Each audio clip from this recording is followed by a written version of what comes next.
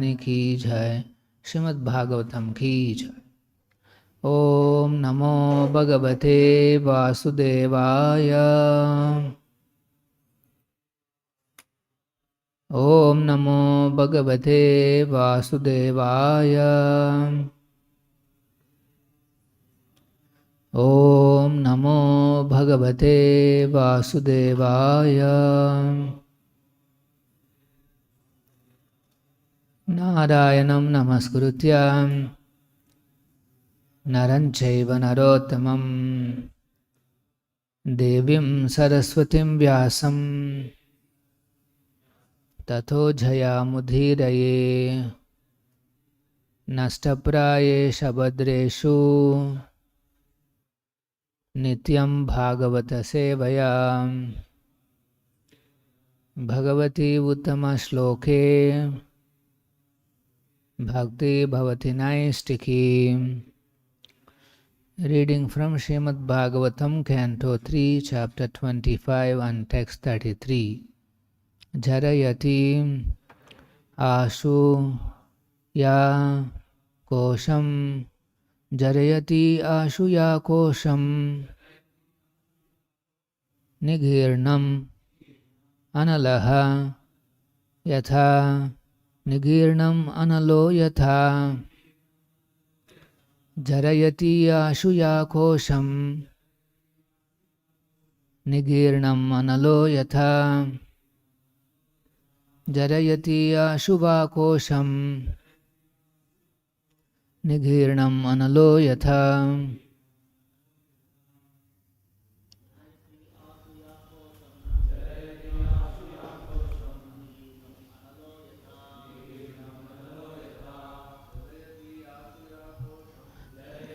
Ashuya kosham. Girnam analo yatha.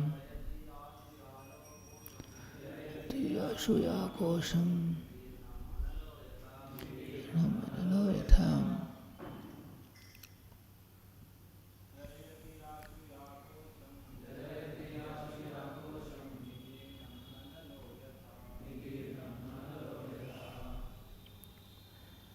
Jarayati dissolves. Ashu quickly. Yam which. Kosham the subtle body. Nigirnam things eaten. Analaha fire. Yatha as. Translation purport by His Divine Grace A.C. Bhaktivedanta Swamy Prabhupada. Translation. Bhakti devotional service dissolves the subtle body of the living entity without separate effort, just as fire in the stomach digests all that we eat. Please repeat. Bhakti devotional service dissolves the subtle body of the living entity without separate effort, just as fire in the stomach digests all that we eat. Purport by Srila Prabhupada. Bhakti is in a far higher position than mukti because a person's endeavor to get liberation from the material engagement is automatically served in devotional service. The example is given here that the fire in the stomach can digest whatever we eat. If the digestive power is sufficient, then whatever we can eat will be digested by the fire in the stomach. Similarly, a devotee does not have to try separately to attain liberation. That very service to the Supreme Personality of Godhead is the process of his liberation, because to engage oneself in the service of the Lord is to liberate oneself from material entanglement. Sri Bilvamangal Thakur explained this position very nicely. He said, if I have unflinching devotion unto the lotus feet of the Supreme Lord, then mukti or liberation serves me as my maid servant. Mukti, the maid servant, is always ready to do whatever I ask. For a devotee, liberation is no problem at all. Liberation takes place without separate endeavor. Bhakti therefore is far better than mukti or the impersonalist position.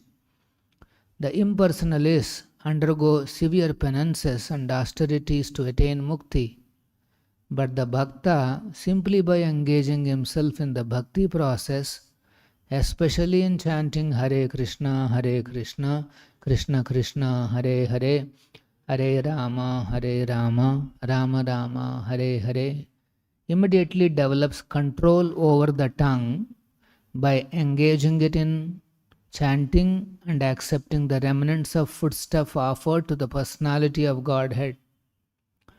As soon as the tongue is controlled, naturally all other senses are controlled automatically.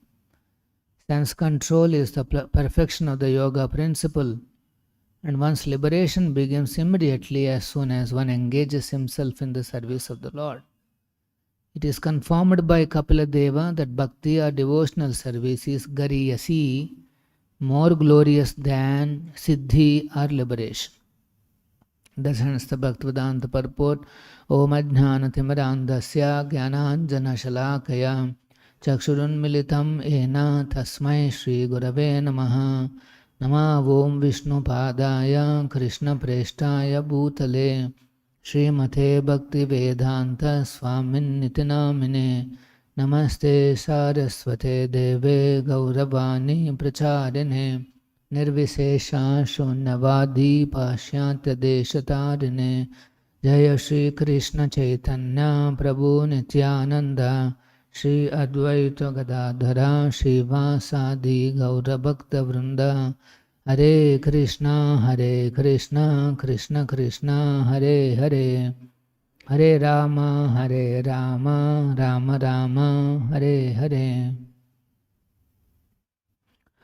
So this is an interesting shloka with 2 lines. Generally we see 4 lines in a shloka as it is printed here. Bhagavad Gita also there is 1 shloka like that in the 4th chapter.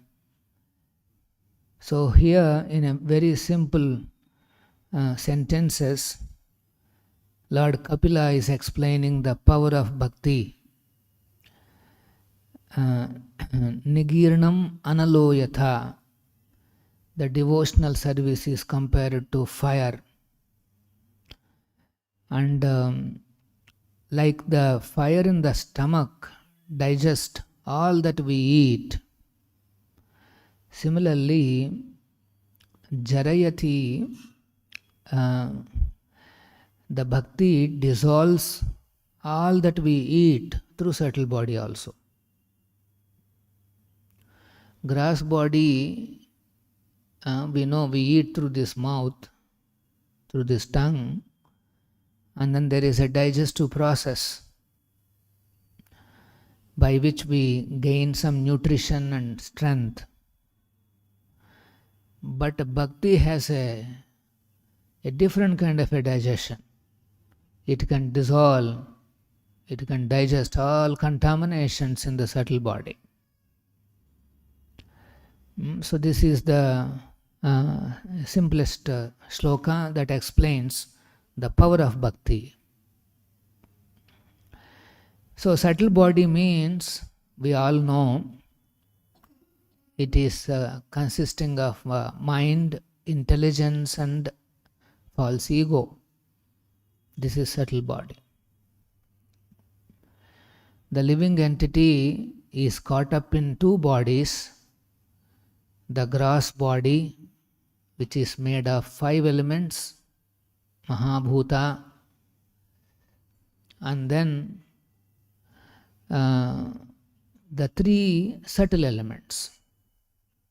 Gross elements we can see with these eyes, but the subtle elements, the mind, intelligence and false ego, we cannot see, but we can experience, we can perceive.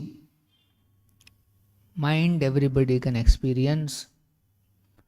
It is the most harassing element nowadays.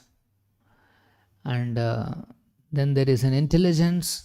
That's why we are able to sit and understand what is happening in this class.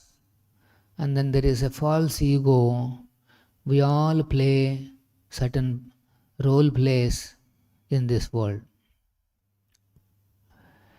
That is false ego. False ego means playing role plays.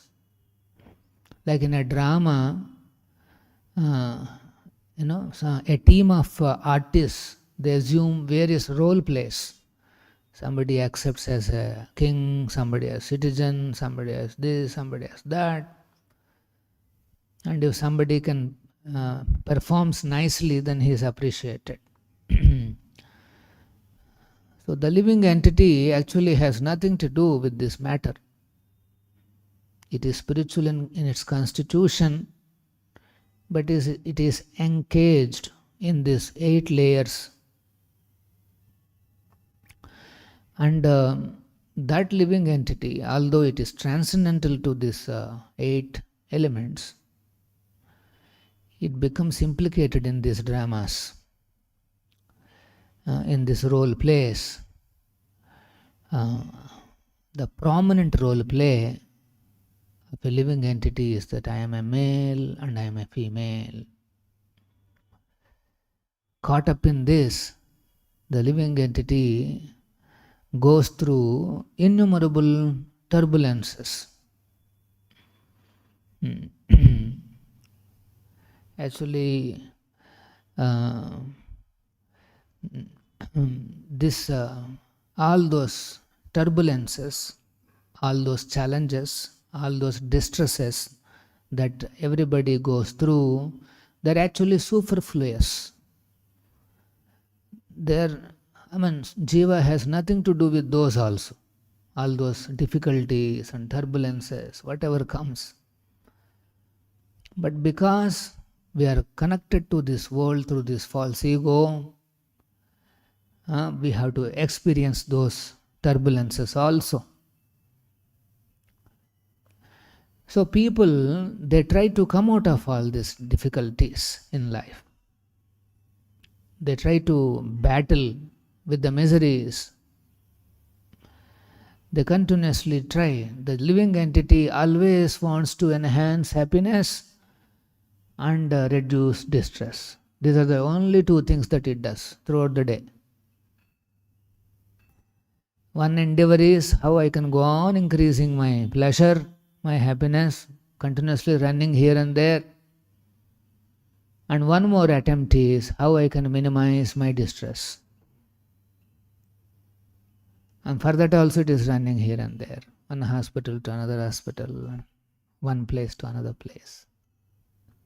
Continuously the living entity is endeavoring to battle these 2 forces. So this fighting with the miseries, to transcend these miseries, is done by one category of people in one way. Karmis, they try to battle out all these miseries by accumulating power, money. They think if I can have more of money, more of power, then I can handle all these miseries effectively. I can battle out nicely. That is one category. They are called karmis, but there is one more category. They are battling out these miseries by becoming extremely powerful like God. So they are after knowledge. They want to accumulate such knowledge by which they can become supreme, because supreme has no misery. Krishna has no miseries. So they want to accumulate this jnana, apparently the transcendental knowledge of Vedanta, and they try to become very powerful.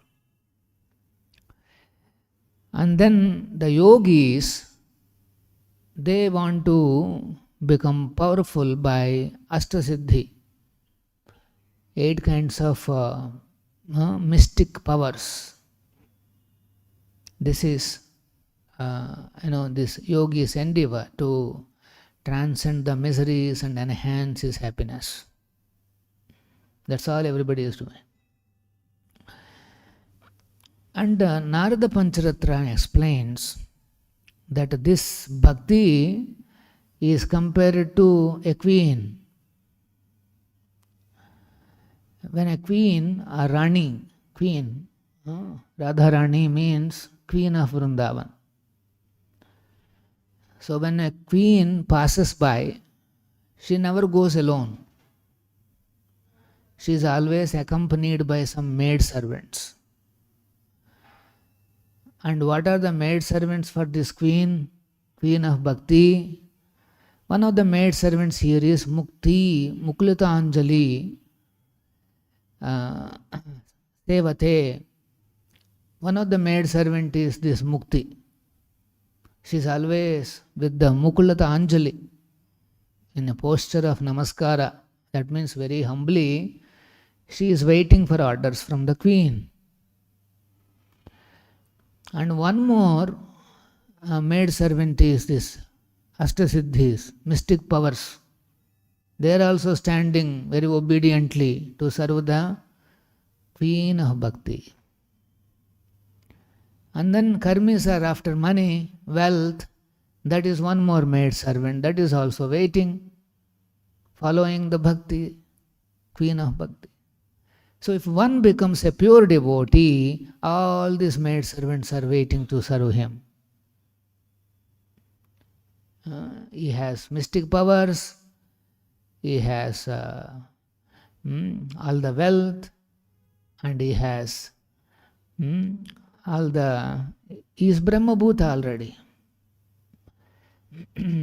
Mamchayo avyabhicharena bhakti yogena sevate sagunan samatithyaitan brahma bhuyaya kalpate. This Brahma Bhuta stage is automatic for a pure devotee. But what does a pure devotee do? He is Mamchayo avyabhicharena. Avyabhicharena bhakti means intensely focused on devotional service to Krishna. There is no vyabhichari. There is no mixing of any other modes. There is no mixing of any motivations. I am doing this bhakti for myself. I am doing this bhakti to get some power. Doing bhakti for getting some knowledge. These are the calculations of mixed bhaktas, are in the beginning stages. But as one advances in bhakti, that means devotional service to Krishna, then he's automatically he attains Brahma Bhuta stage. So this is the other day, the disappearance day, I was telling about this one of the memories of some older devotees, the first generation devotee. His name is Prutu Prabhu. He was recollecting. This is just one day before Prabhupada's disappearance. That means November 13th evening. November 14th is, he has become aprakatita. That means for our eyes he is not visible, but he is present. He is present here in this hall, in his Vigraha Rupa. He is watching all of us. He is understanding our pains and pleasures. He is planning how to take him out of all this. Guru is continuously meditating on how to advance his devotees in devotional service, because automatically that will liberate him from all the miseries. Miseries are because of wrong conception, that's all. It's because of ignorance. A pure devotee takes his disease or a misery as sanctioned by the Supreme Lord. So he takes this as a dealing of my Lord with me. Anything that comes into his life, he accepts that as a loving dealing from the Supreme Lord himself. See, this is the actual understanding. But then because we think we don't remember Krishna, we think this is, why this suffering has come. We forget Krishna, and that's why we suffer. Suffering is because of the wrong understanding of the situation. Suffering is because of the wrong concept. Right concept is that it is a loving dealing with me. Prabhupada says in one place we should accept all the we should be satisfied with all the dealings of the Supreme Lord in our life. One should be satisfied. That dealing may not be very pleasurable to our mind. Such dealings may not be very appealing to the mind. But a devotee, he accepts everything as sanctioned by the Supreme Lord. So he is conscious. Krishna is conscious when he is allowing this into my life. He is conscious. That means he is wantingly he is dealing. Now why is he giving all these things to me? Then a devotee thinks, okay, Krishna wants me to improve my understanding, improve my thinking of Krishna, and develop attachment to him. Devotee doesn't become negative.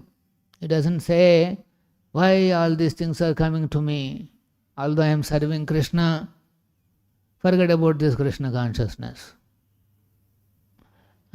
There is something beyond this. No.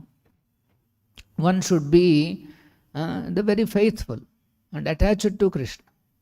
So a pure devotee, because under all circumstances is only seeing Krishna and Krishna's hand, is liberated. Brahma bhuyaya kalpate. His thinking is not contaminated by modes. Now what is this contamination by modes? Contamination by modes means bodily concept. If you mix bodily concepts into transcendental concepts, then that becomes contamination. What is the transcendental concept? This misery has come to me by Krishna, from Krishna. You see, Lord is dealing with me in a certain way so that I can improve, I can become better, I can surrender to Guru and Krishna more. This is transcendental concept. But if somebody mixes a bodily concept into it, now what is this bodily concept mixing? I am this body and there is a suffering to my body, so I am suffering.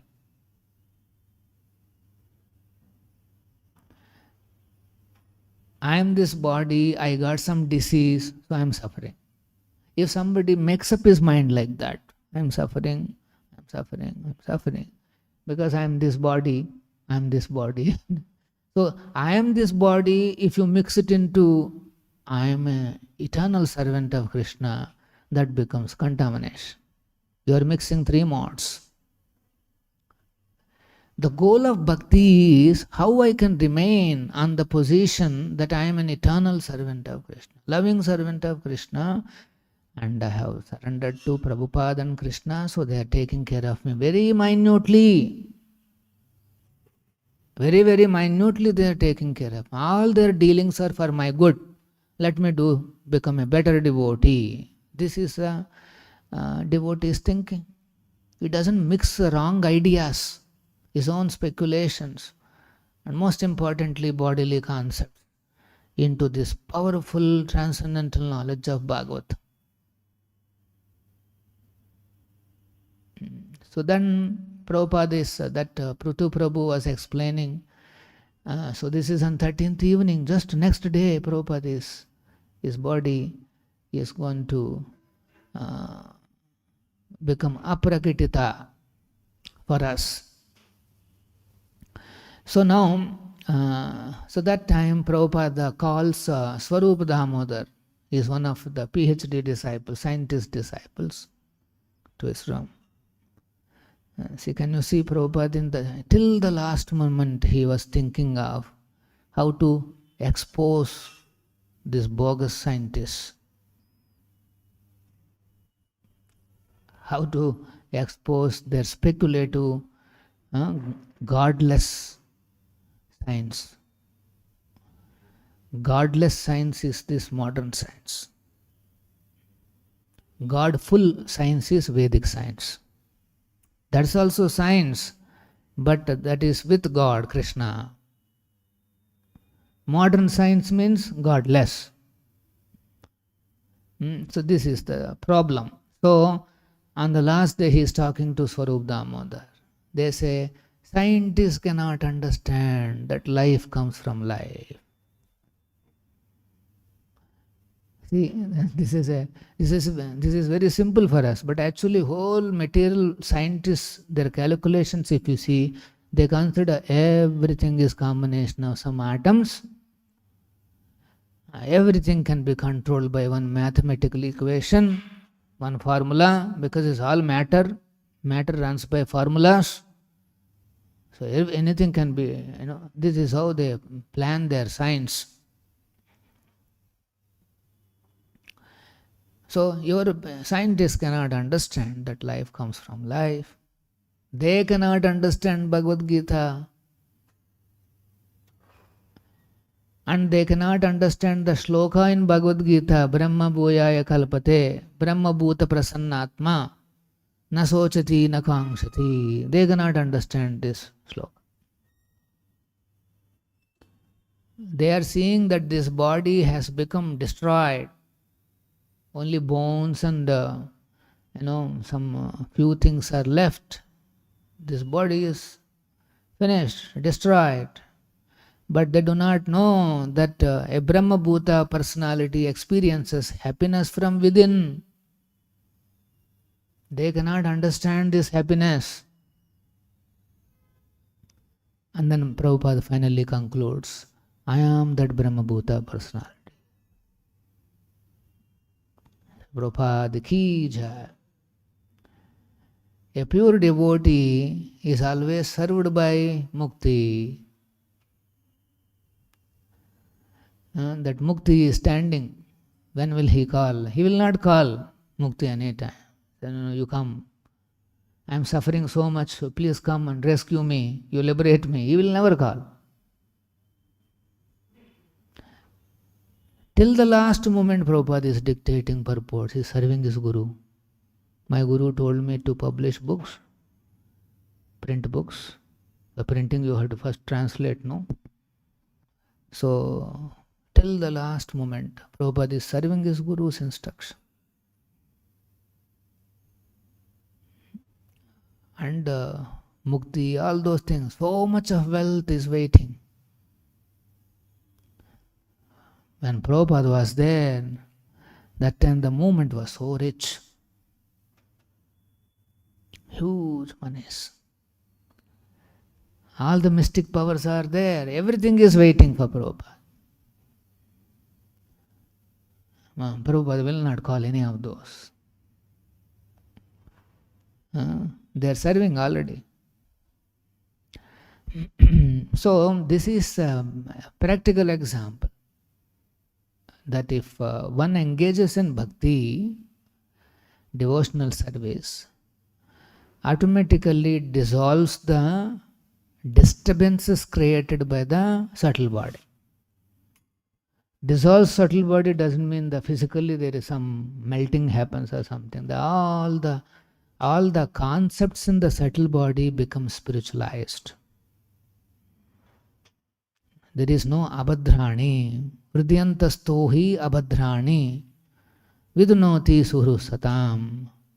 So Krishna is there in the heart, and if he sees that the living entity is trying to satisfy him by following a bona fide spiritual master's instruction, Krishna becomes very kind, and then he is the one who is going to burn up all these impurities in the subtle body. And this is the only way. If you want to remove something, some negativity from the mind, some negative habit, negative behavior, these are all sitting in the subtle body. And the only way one can transcend all this is by intensely engaging in devotional service under the careful direction of Prabhupada. So Prabhupada has told us that yes, every day we have to do this Shravanam. Bhakti begins here, Prabhupada is saying, Bhakti begins with the tongue. In any yogic process, they all talk about controlling the mind, but here we are saying you control the tongue. Our process begins with controlling the tongue, very surprisingly. And important thing is hearing transcendental sounds. Hare Krishna, Krishna Krishna, Hare Hare, Hare Rama, Rama Rama, Hare Hare. And also the transcendental sounds of Śrīmad-Bhāgavatam. One should be eager to hear these transcendental sounds of Bhagavatam. One should not divert his mind even to Mahabharata, Ramayana and this and that and all. Simply one has to focus on Śrīmad-Bhāgavatam. Why? Because these layers of ignorance which is covering the jiva in the subtle body, these layers, bodily concepts, attachments and lamentations and anxieties, all these things you cannot just put them aside and live peacefully. One has to intensely engage in devotional service, and then only we will be able to. Now, how this devotional service to Krishna has to be done, this is given by Chaitanya Mahaprabhu. Lord Chaitanya and Lord Nityananda, it is said that they are the ones who are expert in removing these ignorances from the heart. According to Mahabharata, Uddyoga Parva, there are 5 types of ignorances. And all those 5 are burnt only by the mercy of Lord Chaitanya and Lord Nityananda. And the process that they have given, and that is the process that Prabhupada has brought to us. The most important element is chanting and hearing the holy names of Krishna. But also Mahaprabhu suggested that Bhagavatam Amala Puranam. One has to be very eager, interested in listening to Bhagavatam, particularly of Prabhupada, what Prabhupada has given, Prabhupada's purports. It is a disease to try to divert our attention to other things. When a pure devotee's words are available and Prabhupada is saying, I am living in my books, why don't you approach your Guru? Why don't you approach Prabhupada and nicely hear from him? His voice is so powerful.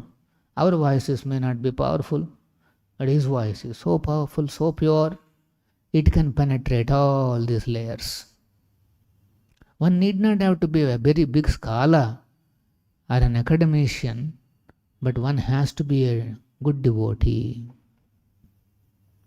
A sincere devotee of Prabhupada and Krishna. I am servant of Prabhupada, so whatever he says I have to follow. I am servant of Krishna, I have to give pleasure to him by my service. So this gives pleasure. Krishna is saying, you chant my names, I will be very pleased. So why don't you do? Satatam kirtayanto mam, he already told in Bhagavad Gita that you always glorify me. Glorify Krishna's name, glorify Krishna's form. You describe his form in beautiful words. And you describe his services, the glories of his service. This is the only occupation of the devotee. And if somebody is engaged like that, then jarayati ashu. very quickly the subtle body gets dissolved. Kosham means subtle body. This is artificially there is no need to struggle for some other method to saturate our brain, saturate our mind. What is required is repeatedly hear Prabhupada's words and contemplate deeply, then gradually you will see your entire personality changes, your character changes, which we have experienced already. It is not that something new. All these things will automatically change, and you will see that you need not have to worry about this liberation. Liberation means, as I said in the last class also, 24 hours thinking of coming out of problems. That is called mukti kama. Desirous of liberation means 24 hours is thinking how to come out of misery. 24 hours somebody is thinking how to come out of this disease, that disease, this disease, that. This is called mukti kama. 24 hours somebody is thinking how to come out of this problem, that problem, this pulling, that pulling. Yes, you are all observing all this. Yes, it's good. You come to know what I have to get rid of. But the solution is to become more absorbed in service. Read Prabhupada's books, you read. Some sentence will strike that whatever sentence has struck you, just spend little more time. Do little bit of contemplation. Dhyayato vishayan. It should sink into your subtle body. Then that knowledge acts as a fire and destroys all the subtle body contaminations. And the best way is to immerse our subtle body in the sound of the holy name. Hare Krishna, Krishna Krishna, Hare Hare, Hare Rama, Hare Hare. So if the subtle body is dipped in this vibration, this is Sachidananda fire.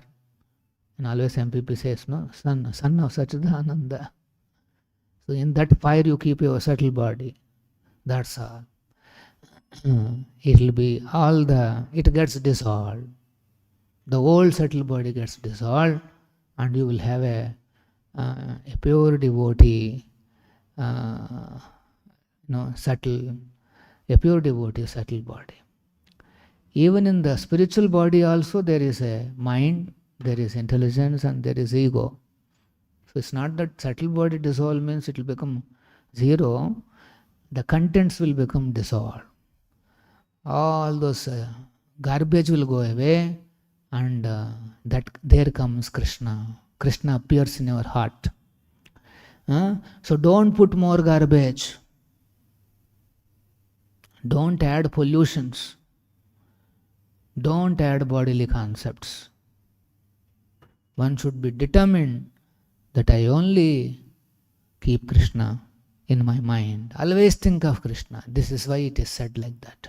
Always think of Krishna. Then subtle body becomes purified. We'll stop here. Any questions? Shri Prabhupada ki jai. Śrīmad-Bhāgavatam ki jai.